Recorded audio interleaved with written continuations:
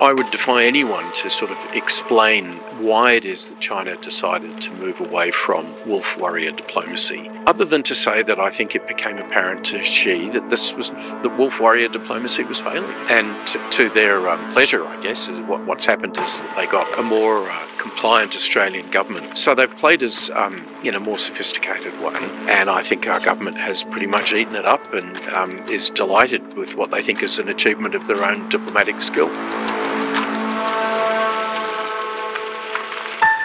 Peter Jennings, thanks so much for joining us at the IPA today to discuss very important issues of national security and defence in the week following the Prime Minister's historic visit to China, a 6-day visit at which certain issues were discussed and certain issues were not discussed.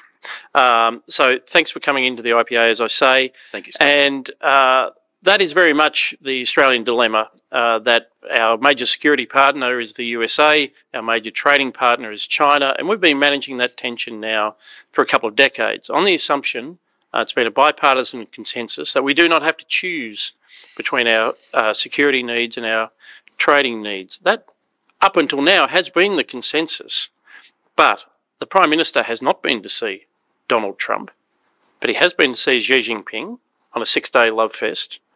Have we just made a choice? Well, it's a great question, and I think we are indeed beginning to see below the radar shift in Australian foreign policy priorities. Don't base that on what the government says, base it on what the Prime Minister's done. That lengthy trip to China, his bizarre refusal to reach out to the President of the United States, in fact, the refusal of the whole cabinet really to engage with the Americans substantively. And I begin to wonder if this doesn't actually reflect a shift in priority, which kind of happened almost by accident as a result of Labor's, astonishingly successful win in the election. And what I mean by that is Albanese got some value, so he thinks, by being critical of Peter Dutton for being Timu Trump a little too close to the Americans. The government is re-elected with a much larger majority than they were expecting. And I wonder if that doesn't leave Albanese thinking to himself that there's political benefit now in putting more distance between Australia and the United States and, reverting to some of his far-left ideology as a student and in his early political years, getting close to China in the footsteps of his hero, Gough Whitlam. So, well, literally in the footsteps by walking along the Great Wall of China. This is not just as a tourist, this is explicitly a callback to Gough Whitlam's visit. Exactly. And so I think this is going to present quite a challenge to the opposition because in between, the disastrous election loss, they now have to ask themselves the question, is Labor quietly breaking the bipartisan deal on Australian security policy? And if so, what are they going to do about it? So let's stay on that point for a moment, because what you're implying there, Peter, I think not unreasonably, is that this is perhaps the direction that the Albanese himself and the Albanese government might have wanted to go to in its first term. We certainly saw, though, that they still felt the need to pay at least lip service to the US alliance. They felt wedged on AUKUS. They felt, even though the coalition had introduced the AUKUS agreement under Scott Morrison, that they were obligated to follow through on it and to appear to be doing so. But now, as you say, with that election win behind them, and one of the commentators on the weekend, I think it might have been Paul Kelly, who said, yes, it does appear that their assessment now is that they do not pay a political price for seeing to be walking back from the US alliance. So that is essentially what you're saying. Yes, and that represents quite a shift in Australian popular thinking about defence and security too. I think Labor has always been a little bit scared to be painted as weak on security, and the result of that is that, you know, Labor governments of a past generation, I'm thinking of Bob Hawke and Kim Beazley, worked really hard to sort of craft a Labor position on the alliance which was comfortable for the party and which everyone could support. But that's clearly not where Albanese comes from, and it's not where Penny Wong comes from. And I do think that they now believe that, that there is some political benefit for them to be more distanced from the United States. And let's be frank, that really means Donald Trump. They were happy enough to be close to the Biden administration, but then the Biden administration wasn't asking, it would seem, too much of Australia. Then the other thing which I think is relevant here is that the government has, after 3 years in power, got a better sense of the real cost of AUKUS. So AUKUS, for our listeners, of course, Scott, is the nuclear-powered submarine deal and a plan for a sort of a range of other high-tech initiatives beyond that. And it's all great in theory, but it is incredibly expensive. And I think the government realises that they can't, you know, they can have AUKUS or they can have the current Australian Defence Force for about 2% of gross domestic product, but they can't have both. And so would Albanese be that unhappy if Donald Trump decided to sort of pull the AUKUS rug out from underneath Australia's participation? I just think that Albanese might be positioning for that type of eventuality. Peter, this is an unprecedented bit of analysis coming to you live from the IPA. I just want to go back a step, because this dilemma that at our current trajectory of Australian defence spending, which has hovered around the 2% mark, and in the work that you and your co-authors did for the IPA publication, No Higher Priority, available now in all good bookstores and on the IPA website, you identified this dilemma, that there were very good reasons for Australia to invest in its military capabilities, not just to keep faith with the Americans, but in our own national interest. Yeah, first and foremost. First and foremost in our own national interest. And that to do so, we would need to increase our expenditure. And this has just been confirmed in a paper by a former advisor to George Bush, Evan Feigenbaum, for the Carnegie Endowment, who said, and I quote, "Australia under its current budget cannot afford both the full scope of investments envisaged under AUKUS and the other needed investments in conventional capabilities." So that is echoing our analysis and echoing what any fair-minded person would say. You can't do this on the cheap. But you're actually saying that this dilemma is well understood by Albanese, and the solution is actually to throw AUKUS under the bus. I think that's a possibility that we should now contemplate. And my reason for saying that is the government's had 3 years. It's actually had the vast bulk of the time that AUKUS has been in existence to steer that project and to get, you know, an ever more precise sense of the cost of the program, which is enormous. We're talking about ultimately constructing nuclear-powered submarines in Australia, one of the most technically complex pieces of equipment designed by humankind, off the back of a very limited industrial base, which means to say that there has to be huge investment to make that happen. We have to build a new port for those nuclear submarines on the east coast of the country because our Navy bases are just not big enough to take the subs and all the other pieces of equipment planned long term. We have to build a nuclear storage facility for those reactors once they're spent and done. We have to train thousands and thousands of people, not only to be in the Navy, but to be in industry to support this capability. All of this is on the government's current plan coming out of the existing defence budget. And which is completely unsustainable. And to stick with your analysis, this is a completely different way of looking at things. So the point you made, have been making about AUKUS is that, of course, there's a risk that for some reason it doesn't get delivered, that the submarines don't get delivered. And the appropriate way to think about that is well, what are some of the risk mitigation measures? And most notably, one of the 36 recommendations of no higher priority was the purchase of the long-range B-1 bombers, which I must say looks like a very good call in the wake of the incredible role that the B-1 bombers played in the recent strike on Iran. Yes. But again, that's risk mitigation. That's not saying that we are going to pursue the end of AUKUS as an outcome.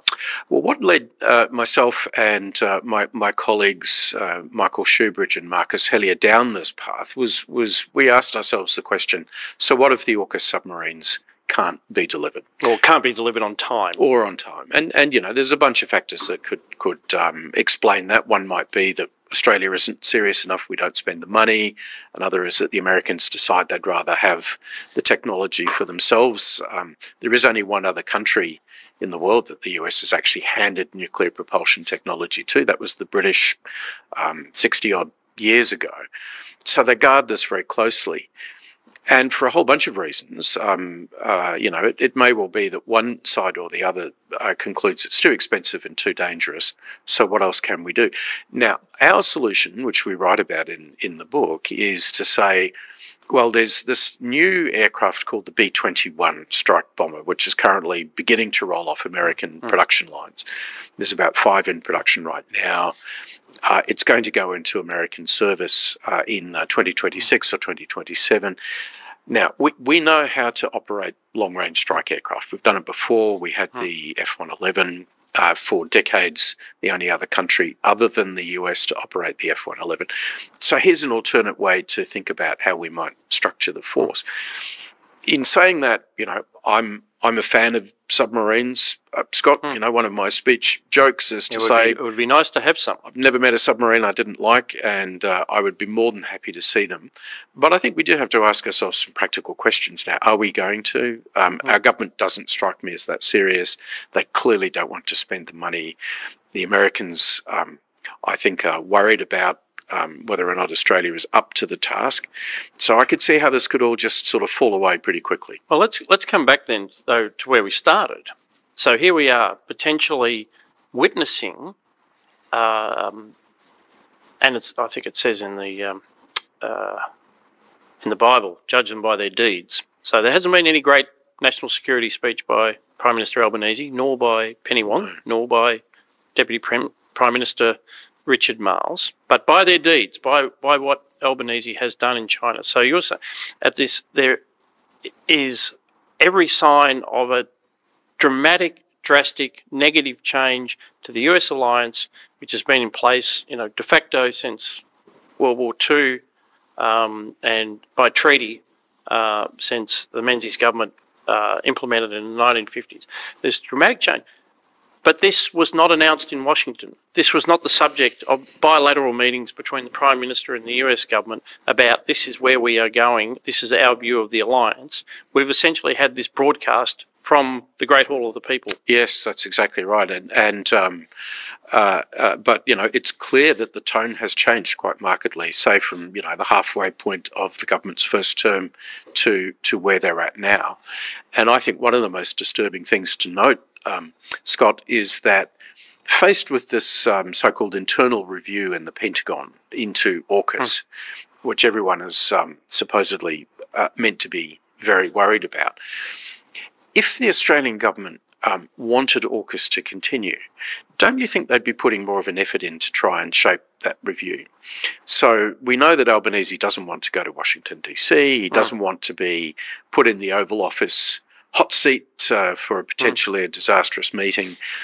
But why hasn't Richard Marles gone to talk to Pete Hegseth, the Secretary of Defence? You wouldn't send Penny Wong because Penny Wong's not in the business of building submarines or planning to build submarines. But there should have been a much more serious Australian effort to get inside the loop and to sort of say to the Americans, no, we're serious, you can trust us. Instead of which we're doing what the Albanese government does so often, which is we're kind of sitting back and being a spectator at our own parade, waiting for the Americans to bring down the judgment from the Mount. And in some respects, I think we're being we're sort of playing for our worst expectations of each other. So, you know, the American worst expectation of Australia is that we're not serious and we're not going to pull our weight. Our worst expectation of the Trump administration is that they're going to be America first and they're not serious about allies. And by virtue of the fact that we're not talking to each other, we may well produce that expectation as an outcome. The absolute lose-lose outcome. So this is my concern about Pete Hesketh, who is certainly an activist Secretary of Defence, but not an experienced one, not someone who comes out of the establishment. And in burnishing his America First credentials, a lot of the noise that comes out of the review is like, you know, are the Australians going to pull their weight? Are they going to pay for this? Are they paying enough for this? If they build the submarines, are they going to be on our side in the event of any conflict with China over Taiwan? We're not entirely sure whether he actually means like literally deployed or just, you know, whose side are you on? So he is sending these messages, and my concern is that he's misreading the Albanese government, that these kind of things are exactly what they would need to use as an excuse to say, well, we're not going to be pushed around. That's not how we roll. And as wise people have said, you also don't prejudge military commitments like hypotheticals over Taiwan. But Hesketh, I worry, might stumble into this and give them exactly the excuse that they need to walk away from it. Yeah. I mean, if you said to me, Peter, please write a strategy for how we could produce a disaster with AUKUS, I'd be doing pretty much what both governments are doing right now. And that's a concern. And, you know, for Australia, what we need to reflect on here is not so much the abruptness of how the Trump administration deals with allies, but more the consequence of the administration saying, well, we're just not going to have as close a relationship with you. I mean, how do we benefit from that? It frankly is a disaster in terms of our position in a region where China is becoming, you know, more and more of a dominant bullying power.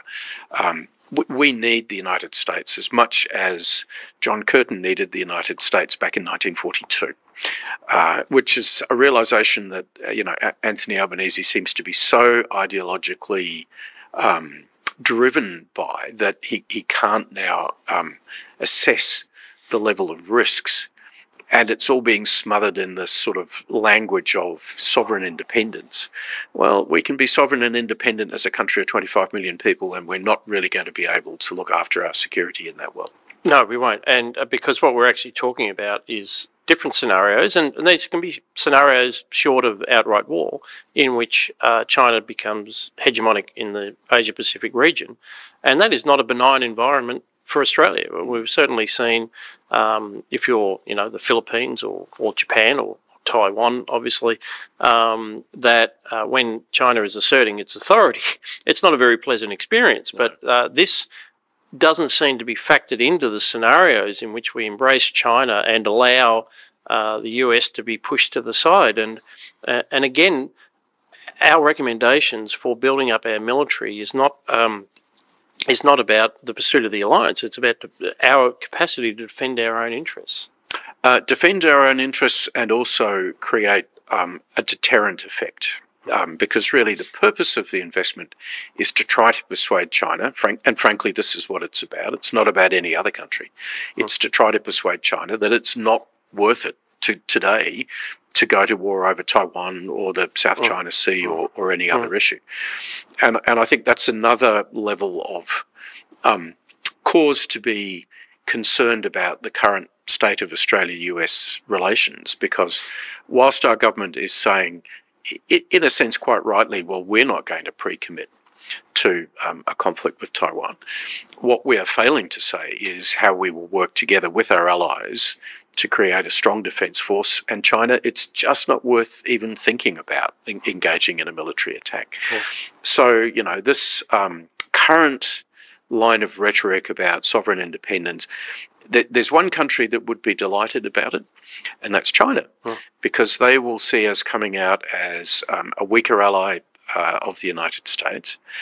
And really, that's what they've set out to achieve. They want America's allies to be weaker, to be less committed to the idea of collective defence in the Indo-Pacific region. So it's hardly surprising that Xi Jinping says he changes his schedule so he can have a private lunch with Albanese on that 6-day trip.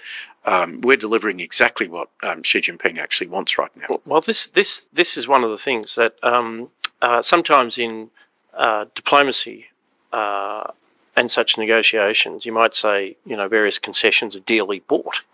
But I would have thought, the 8-course menu on that lunch was one of the cheapest investments China's ever had to make. And I think we should spend a moment on the optics of the trip. And for me, it was epitomised by when Albanese, the Prime Minister, did raise at some point the small matter of a flotilla of Chinese warships circumnavigating Australia, more or less in the middle of a federal election campaign, engaging in live fire exercises.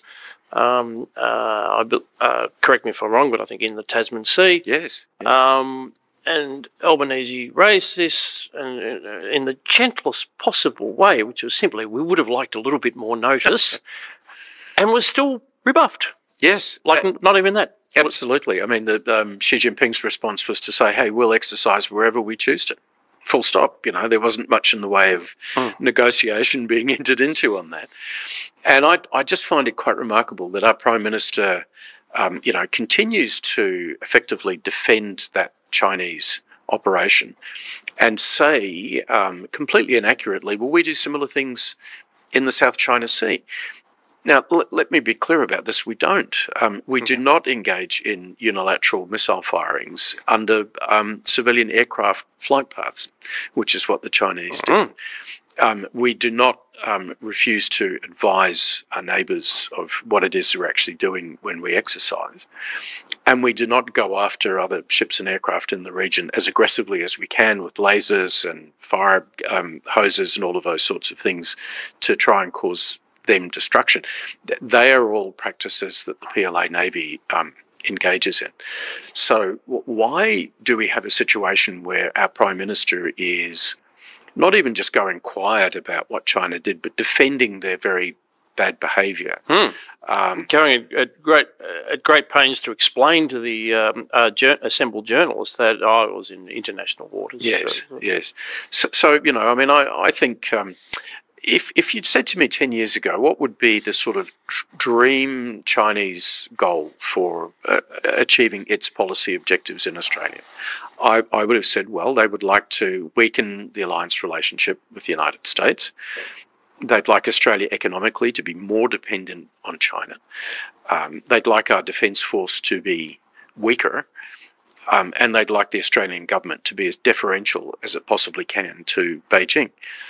And all four of those things have been achieved, Scott. Not necessarily by the Chinese. They've been achieved by us. I mean, they've been achieved by this government deciding what its priorities are going to be and how they think they can manage the Chinese relationship. So, subtly, this is a change which I think Australians now need to understand is quite fundamental to how Australian governments approach foreign policy and defence policy. And we have to watch very carefully to see where they now go from here. What I think we should spend a moment on, and Scott Morrison was recently in the news, and I think he actually did this quite succinctly, and it's this was the front page of the Weekend Australian on Saturday. He was at pains to point out something which I don't think needs to be pointed out to you, your good self or anyone who takes this business seriously, that obviously the optics of Xi Jinping talking to Australia have changed dramatically over the last 5 or 6 years. But what does not change is their objectives. One of the advantages of being a one-party state with complete control of civil society and the media and a Politburo and now a leader with unprecedented or certainly since the time of Mao, unprecedented levels of personal authority, is there is a consistency of objectives. So Morrison's point is simply that they had a strategy of bullying Australia in the time of Turnbull and then Morrison. It was to Turnbull's great credit that he resisted that bullying. I think it helped that he took it personally, because anything that impacts Malcolm personally, he's going to do something about. Yep. Similarly, Morrison did not concede and famously said that there should be an inquiry into the origins of COVID, which led to great upset in China, but it was also a range of strategic issues. So Morrison said, China's plan back then was to isolate us from the US by bullying us. Their plan now is to isolate us from the US by charming and flattering us. So the objectives are consistent. The only thing that's changed is tactics. Yes, yes, yes. That's a nice way of putting it. And I mean, our government would maintain that we're back into the trade relationship with China because of the sophistication of Australian diplomacy, and the fact that we have what they now call a stabilised relationship. In fact, I would defy anyone to sort of explain why it is that China decided to move away from wolf warrior diplomacy of a few years ago, which was the very aggressive, sometimes confrontational language that was used to kind of push a more assertive China on the global stage. Why did they back away from that to come back to us a bit more of the charm offensive? Well, I mean, the answer is it's very hard to get into, understand the minds of senior Chinese leaders in Beijing, because these things are not debated or discussed. Other than to say that I think it became apparent to Xi that that wolf warrior diplomacy was failing. That in fact China was losing friends in Europe and amongst the developed democracies, and so they wound that back a bit. And to their pleasure, I guess, is what's happened is that they got, a more compliant Australian government that wanted to sort of share in the success of those sanctions being removed on different exports, and so it's worked for China in a way that the bullying did not. And probably the bullying would not have worked against any Australian government, including the Albanese government. So they've played us in a more sophisticated way. And I think our government has pretty much eaten it up and is delighted with what they think is an achievement of their own diplomatic skill. That is nicely put. And so I think we do need to focus on the personal dimension of this.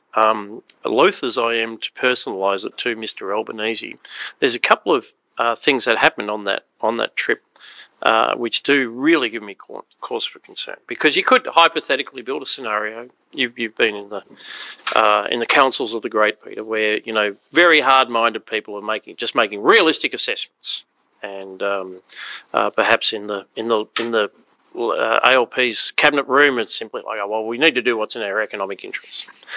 But that last thing you said about they've actually been eating this up, to me, the smoking gun was the speech that the Prime Minister made, in one of the many speeches he made, where he talked about he wanted to see more tourism in China. Well, first of all, he said he wanted to see more foreign direct investment by Australia in China. Now, that's been cratering for the obvious reason that, you put your money into China, we've now discovered you can't actually get it back out again. You put your executives into China, they can finish up in jail, as we saw with Stern Hu and various journalists. There are many, many good reasons not to invest in China. Yeah. But nevertheless, Mr. Albanese said that he wanted to see more Australian investment in China. He also said he wanted to see more tourism in China, and which is, in a funny sort of way, just to digress for a moment, so do I in a way.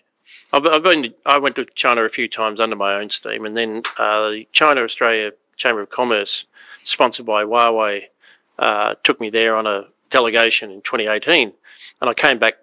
I'd left being interested in what was going on in China and came back terrified. Yeah.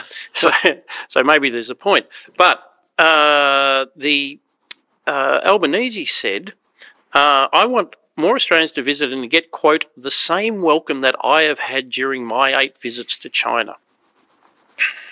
Well, what does that tell you about the level of naivety that the Prime Minister is operating Yeah, under? I mean, I must say there were several cringeworthy moments on this trip. You know, one was where Albanese said that he'd noticed that the Chinese military band playing at the banquet was playing Midnight Oil's tunes, and that this was a great compliment to the people of Australia.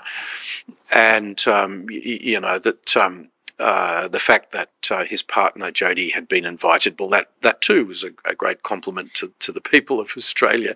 And it is true to say that the Chinese do put a great deal of store into this sort of protocol type of arrangement. But, you know, every minute that the Prime Minister was being forced to listen to a PLA band Murder and Oil's tune was a minute that he didn't have to talk to them about strategy or, you know, otherwise engage in the substance. Human rights or live fire exercises. Or, you know, cyber espionage, you know, you name it. And really, I think one thing that Albanese does have in common with Xi Jinping is that they both didn't want to deal with substance on this trip. And that's why it ended up looking like a pretty empty case of, you know, visiting the Great Wall, a tennis match, which of course the Prime Minister loves, lots of banquets and dinners, you know, the formalities of meetings being filmed for the first minute or two, and then the cameras kind of leave the room. And Australian journalists literally unable to go into, you know, observe some of the meetings. Yes, exactly. And so it was largely substance free, and I think that's what the Prime Minister wanted. And, you know, I do wonder to myself if it is always possible when you get to those top levels of government that you begin to believe your own press releases. And, you know, maybe it's the case that he thinks that a visit of that nature is genuinely maybe he valuable. Actually thinks that he is seeing China. Yeah. Maybe he thinks that's what China is. It's not, you know, re-education camps in Xinjiang. Indeed. But, you know, one of the things I did was I checked to see, right, well, who had, what world leaders had Xi Jinping met in the previous 8 weeks or so before Albanese went to Beijing? And the answer was many, many. Central Asian leaders, leaders from Africa, leaders from the Middle East, New Zealand Prime Minister. And Lavrov from Russia. Lavrov from Russia. I mean, this is, you know, so much of the world going to Beijing to sort of, you know, pay respects and pay due deference to the great power. It would frankly be a mistake to think that Xi spends that much time thinking about Australia.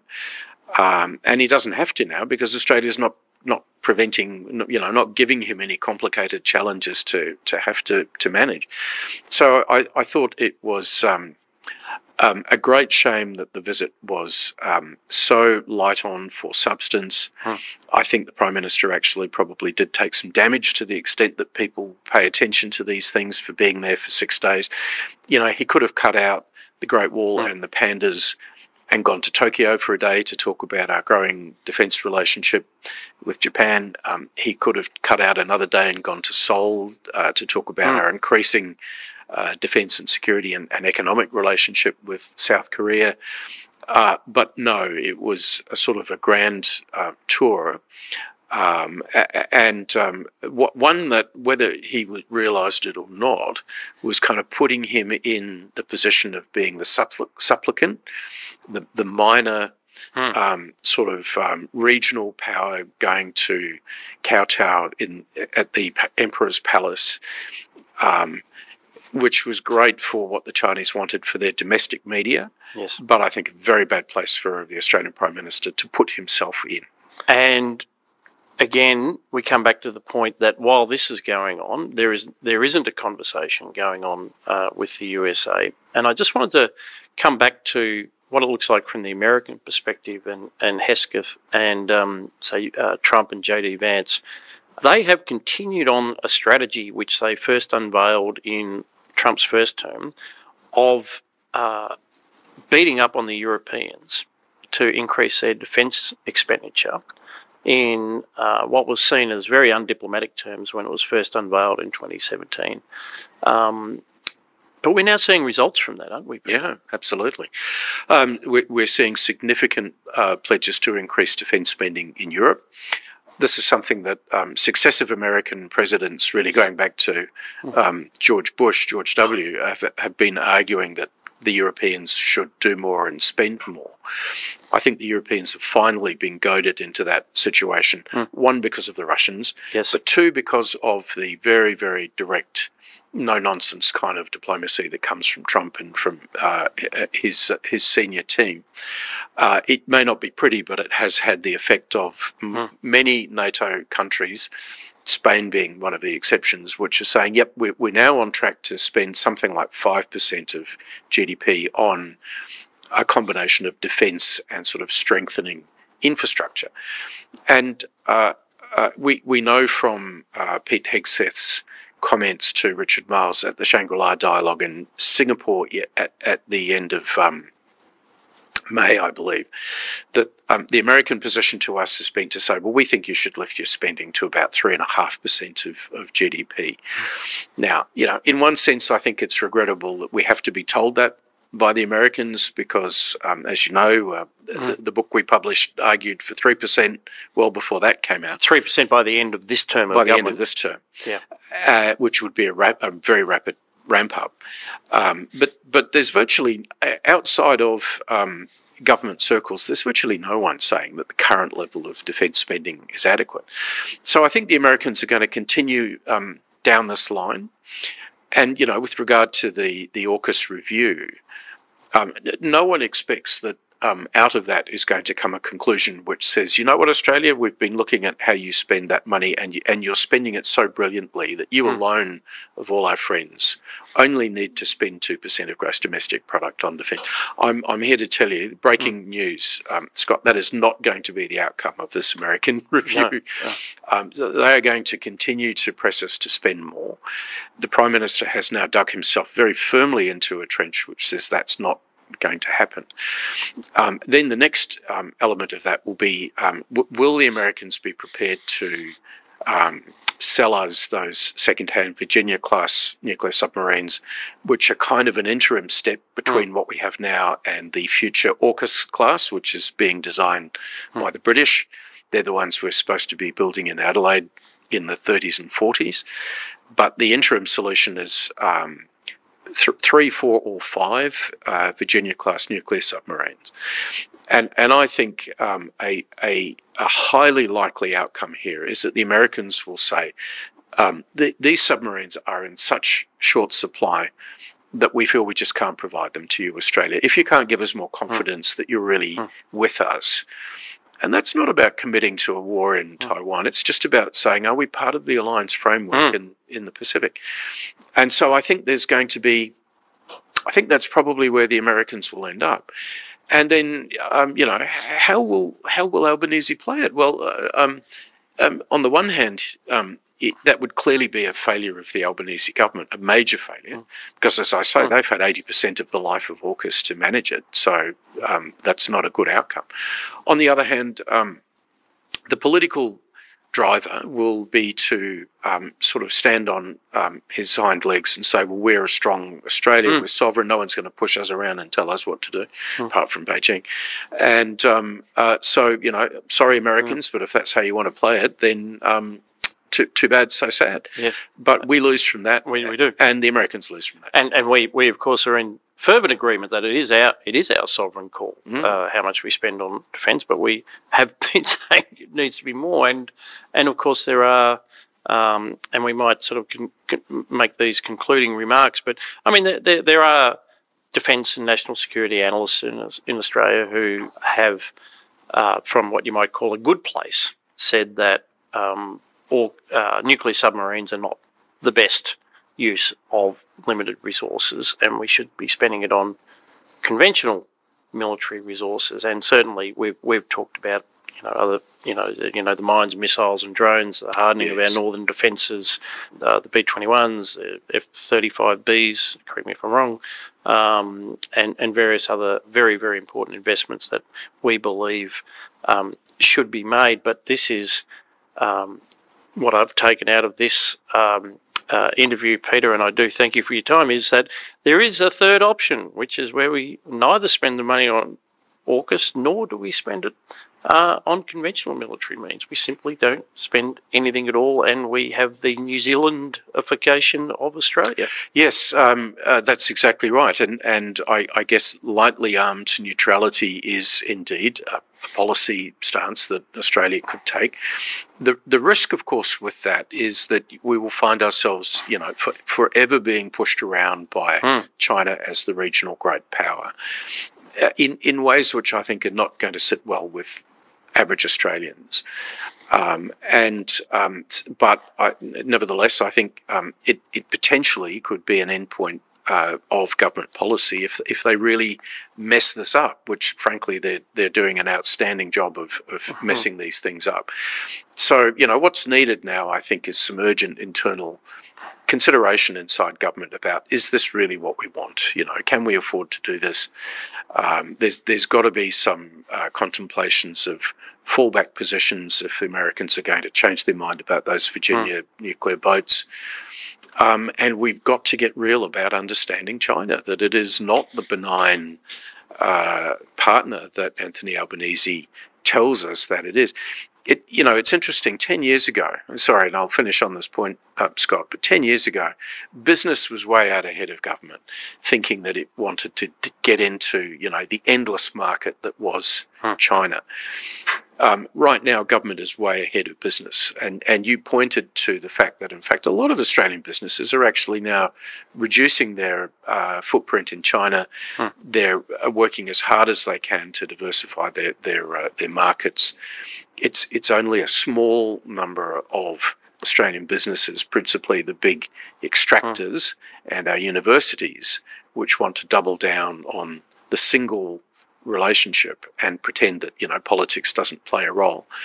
So business is now more cautious, and it's the government going back to a sort of a pre-COVID moment of rivers of gold opportunities in defence cooperation, paying no attention to what everyone keeps saying is the worst strategic outlook that we've had since the end of the Second World War. It's frankly, the government's position is just bizarre, but nevertheless, here we are.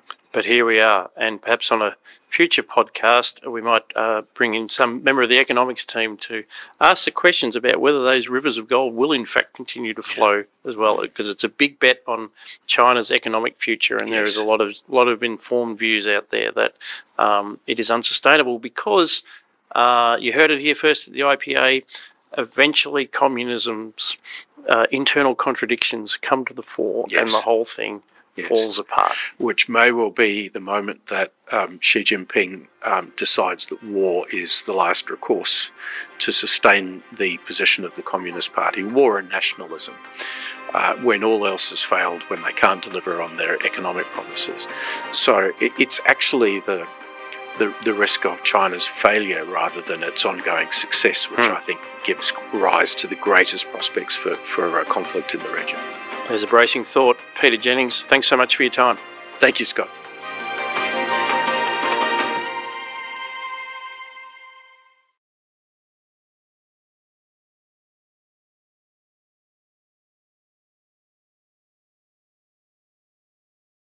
The United States has these different alliances, but